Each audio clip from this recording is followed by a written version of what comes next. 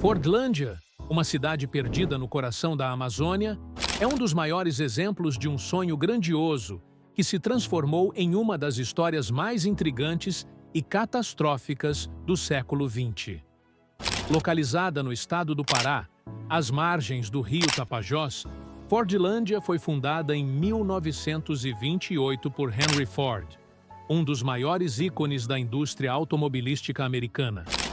Este projeto ambicioso tinha como objetivo fornecer látex para a fabricação de pneus para os automóveis da Ford, reduzindo a dependência da empresa em relação aos mercados asiáticos. Contudo, o que começou como uma visão de modernidade e progresso logo se revelou uma luta épica contra a natureza, a cultura local e os próprios limites do sonho industrial.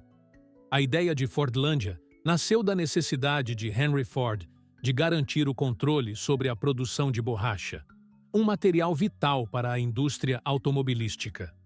Naquela época, o mercado mundial de borracha era dominado pela Malásia, que estava sob controle britânico.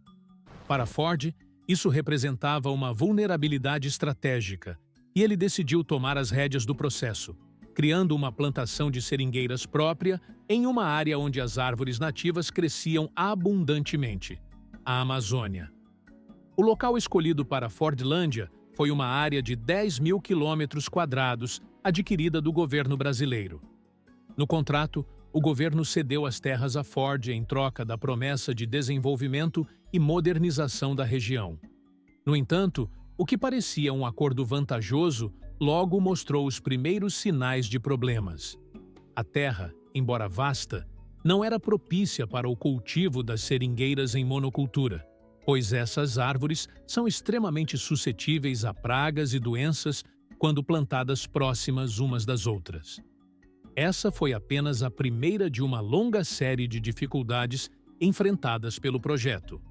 Quando os primeiros trabalhadores americanos chegaram à Amazônia, trouxeram consigo um plano detalhado para construir uma cidade moderna no meio da floresta. Casas no estilo suburbano americano foram erguidas, completas com jardins, gramados e ruas bem traçadas.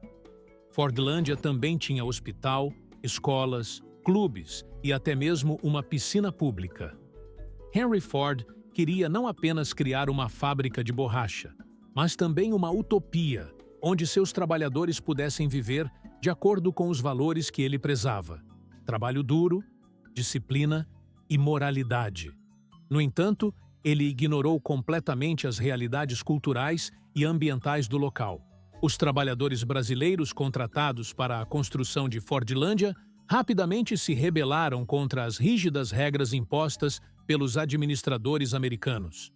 O consumo de álcool era proibido, assim como o uso de tabaco, e todos eram obrigados a seguir uma dieta ocidental que incluía itens como hambúrgueres e maçãs, completamente estranhos ao paladar local.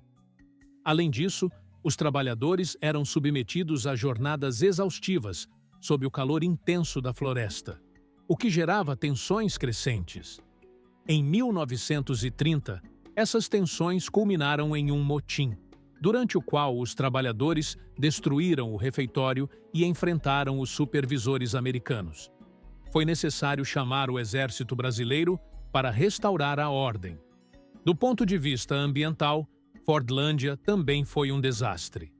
As seringueiras, nativas da Amazônia, estavam acostumadas a crescer dispersas na floresta, protegidas de pragas por outras espécies vegetais. Quando plantadas em fileiras, como em Fordlândia, tornaram-se alvos fáceis para fungos e insetos. As colheitas de látex foram muito menores do que o esperado e os custos de manutenção da plantação dispararam. Além disso, a infraestrutura da cidade começou a deteriorar-se rapidamente devido às condições extremas da floresta, que corroíam metais e causavam infiltrações nos prédios. Enquanto isso, Henry Ford, que nunca visitou Fordlândia, insistia em aplicar seus ideais de eficiência industrial à operação, sem levar em conta os conselhos de especialistas locais ou as necessidades específicas da Amazônia. Ele acreditava que poderia impor seu modelo de sociedade à região, mas sua visão utópica logo se mostrou incompatível com a realidade. A comunicação entre os administradores americanos e os trabalhadores brasileiros era precária, e a desconfiança entre os dois grupos só aumentava.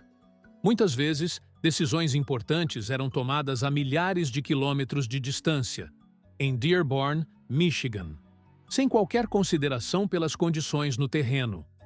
Na década de 1940, ficou claro que Fordlândia era um fracasso colossal.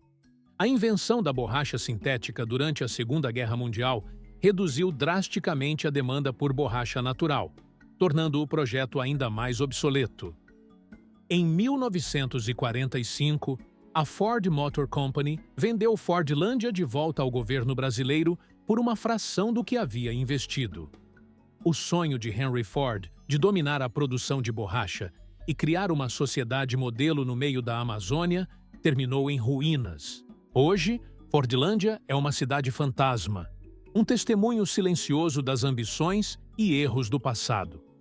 As estruturas abandonadas, como o hospital, a fábrica e as casas, ainda estão de pé, embora em estado de deterioração avançada. A natureza lentamente recupera o que é seu por direito, com a floresta engolindo os restos da cidade. Para os habitantes locais, Fordlândia é um lembrete das promessas não cumpridas de desenvolvimento e das dificuldades enfrentadas por aqueles que trabalharam no projeto. A história de Fordlândia é mais do que apenas um capítulo curioso na vida de Henry Ford. É uma lição sobre os perigos da arrogância e do imperialismo cultural, sobre o custo de ignorar as realidades locais em favor de visões grandiosas. É também um exemplo de como a interação entre o homem e o meio ambiente pode ser desastrosa quando a ganância e a ignorância superam a sensibilidade e o respeito pela natureza. Apesar de seu fracasso, Fordlândia continua a fascinar historiadores, ambientalistas e curiosos de todo o mundo. Sua história é um alerta poderoso sobre os limites do progresso e as consequências de tentar moldar o mundo à imagem de um ideal utópico. E enquanto as ruínas de Fordlândia permanecem como um monumento ao passado, elas também nos convidam a refletir sobre o futuro e as escolhas que fazemos em nome do progresso. Se você gostou desse vídeo e quer explorar mais histórias fascinantes, inscreva-se no canal e ative o sininho para não perder os próximos conteúdos. Deixe seu like e compartilhe com quem também vai adorar descobrir essas curiosidades. Até a próxima!